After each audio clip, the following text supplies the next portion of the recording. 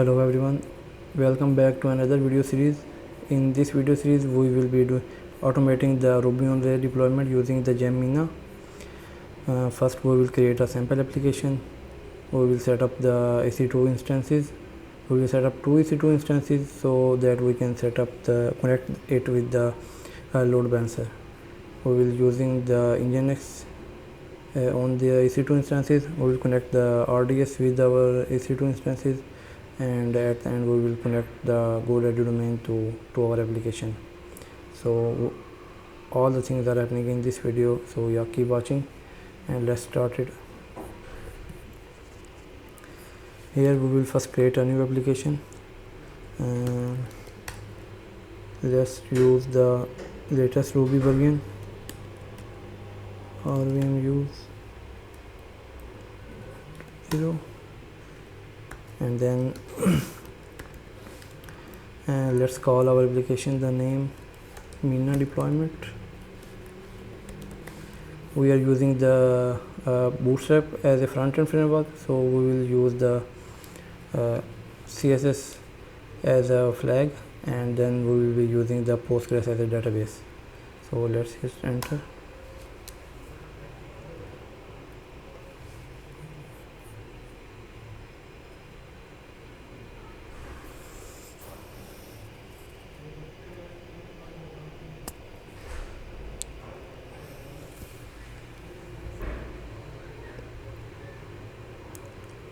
So our application is creating now. It's installing all the default gems that are coming with Rails 7. So the application is Rails 7.1.3.2, and by default we are using the import map.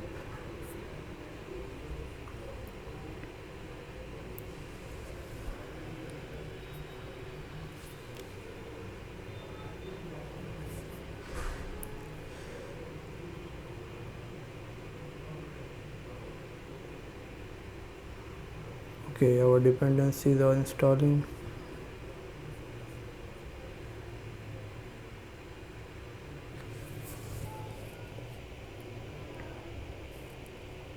Okay, so our application is created. We can go to the application. Let's open it in a code editor.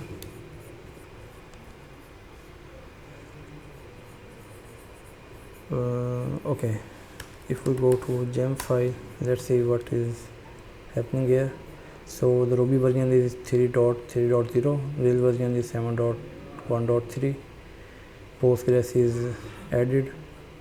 So for the JavaScript, by default import map is using. It comes with the turbo Rails. Also the stimulus by default comes with the Rails 7, and the Redis is also installed. So let's create our gem set.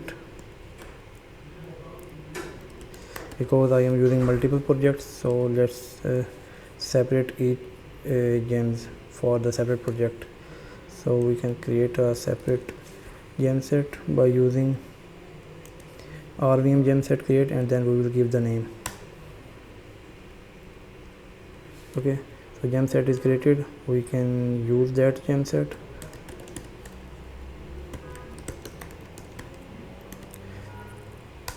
So if you are having multiple projects on your machine, and each project has its own gems versions, so to conflict or keep them separate, you can use the RVM the gem set. So we are in this gem set, and here we can run bundle install or bundle.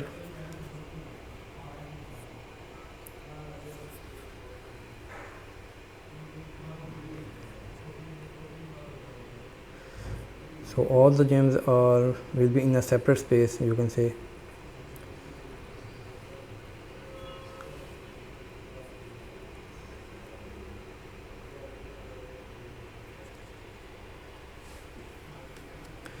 Okay, so all the gems are installed. Let's create our database.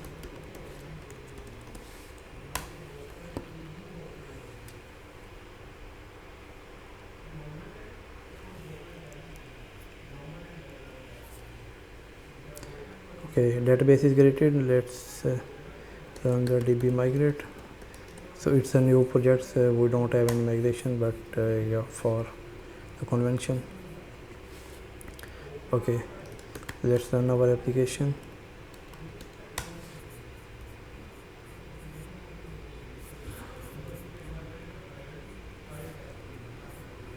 Okay, if we go to localhost 3000, so application is running.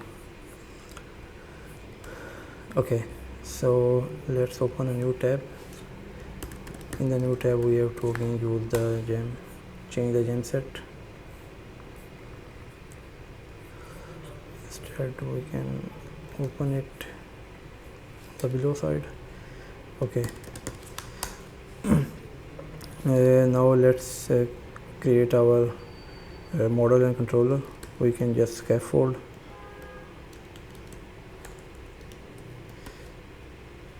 Post will have title of string and content of type text. Okay, let's hit enter. Okay, if we go back here, we can see that our post controller is created, our model is ready, and if we go to our routes, so the routes are also added. If we go here, we can run the migrations. We can go to the post, so we can create the new post here. So by default, if we can set the root path, so that whenever application loads, it will go to the index page of the post.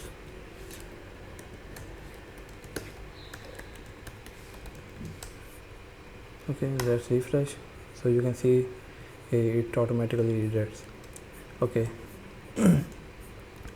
let's add some styling. We can now create a post.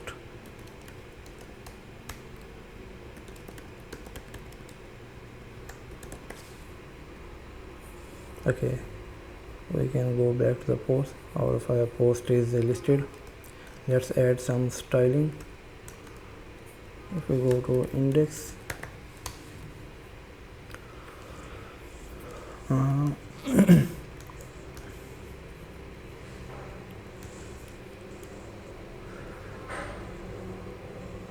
okay, let's wrap it. Div class container.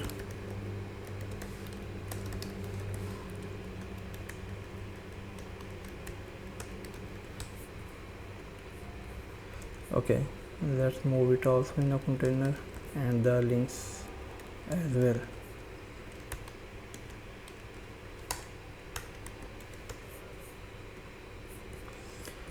Okay, instead of just rendering the text here, we can make it a table.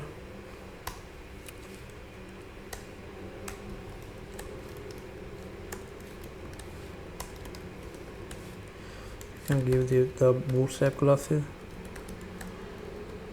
table dash ordered,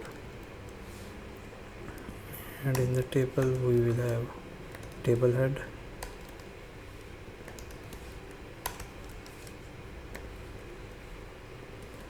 In the table head we will have a row.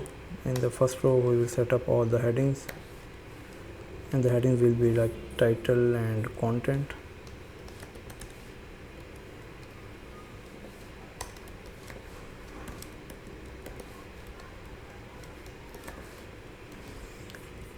Okay, in the body we will loop through all the ports and show there. We'll cut it from here and paste here. So instead of rendering the post,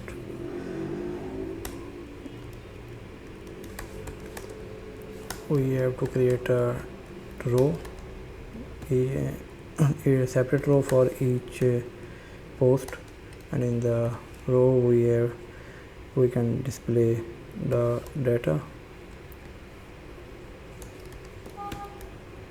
the first td we will have post dot title, and in the second we can show the content. Okay, let's refresh. Okay, so now it's looking better. We can make it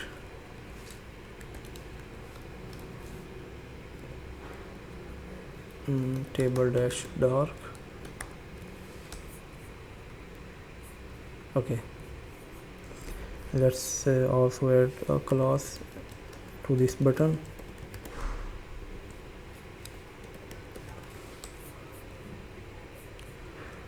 Okay, now it's looking better. So we can also add some buttons here, like to edit or delete the post. Let's go here, add the actions, and in the body we have to add some buttons. So the first button we can have a link to show. We will have the post, and we can also add a class 18-primary, let's say. Okay, so the show action here. We can also add other action to edit.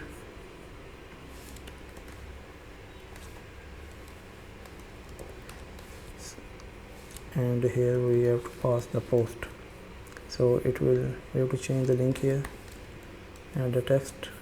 Let's change the button to button,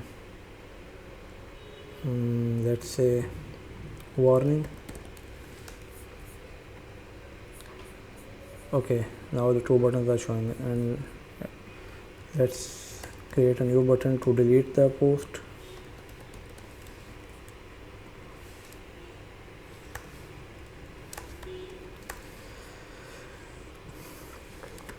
We have to pass the data and turbo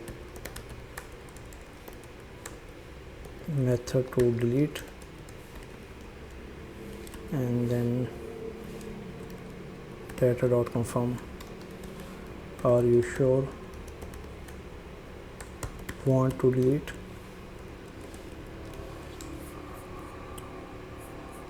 Okay, let's change it to danger.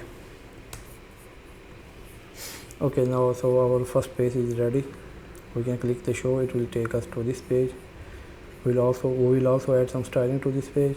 We can edit it, it will take us to the form, and then we can delete, so it will remove the post. So I think it did not ask for confirmation. Let's say we have to add turbo confirm. Let's style this form as well. If we go to the form, okay, let's add a row.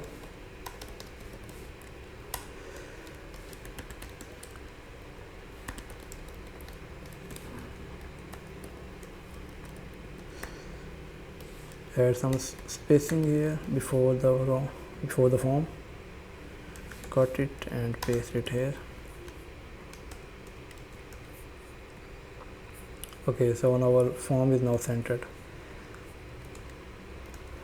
So I think we have to go cut it from here and go to our new. Yeah, we can wrap all of it.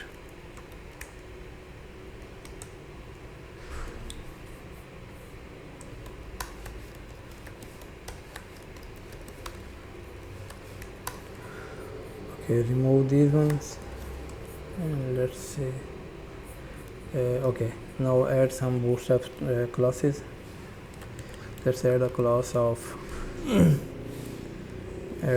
form group here, and add a class. We don't need to add a class here.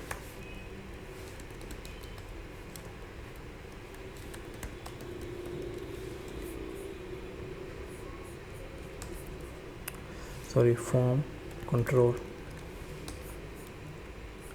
So our input is styled. Let's style the content.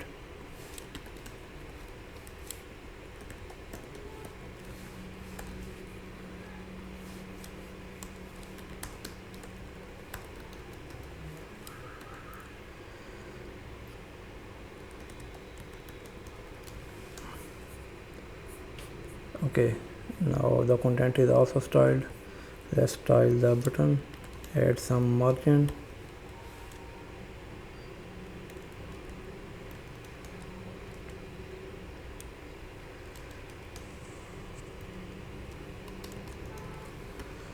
Create post, add some styling to the button.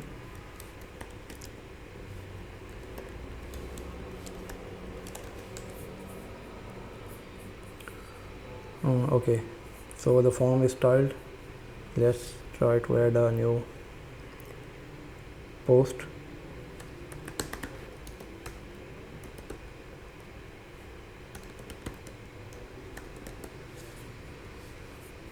Okay, so it takes us to the show page. So if we want, so let's skip this page and we can redirect to the index page. So if we go to the controller, post controller, after saving, so we can change this here to post underscore path. Let's say create a new post.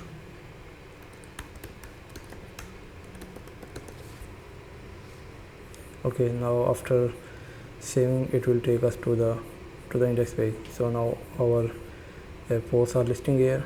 We can delete them. So now it asks for the confirmation. If we cancel it, it will not delete, and if we confirm, it will delete. So our basic application is set up, and let's push it on the GitHub. So if we go to the GitHub, we can create a new repo.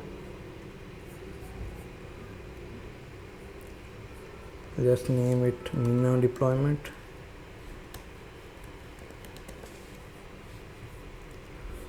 Let's make it public and everything is good. Let's create the repository.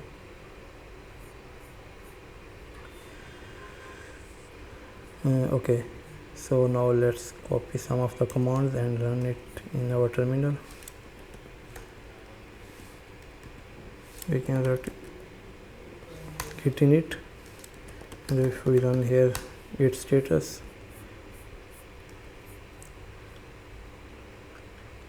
okay, let's copy all these commands from here and paste it.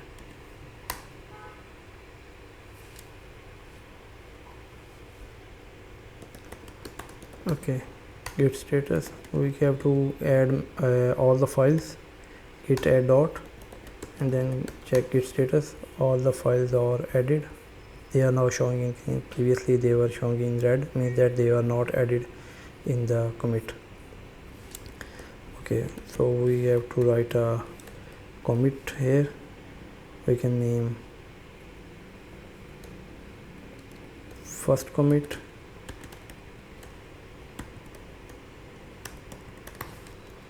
and then -a, it will add all the files. Otherwise we have to manually add each file. So to skip that one, we have to add -a.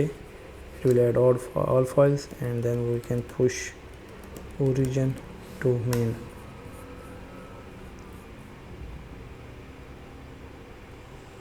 Okay, so our code has been pushed. Let's refresh here. Okay, you can see that all the code has been pushed. So that's all for the first video, and in the next video we will be setting up the two EC2 instances. Thank you for watching, and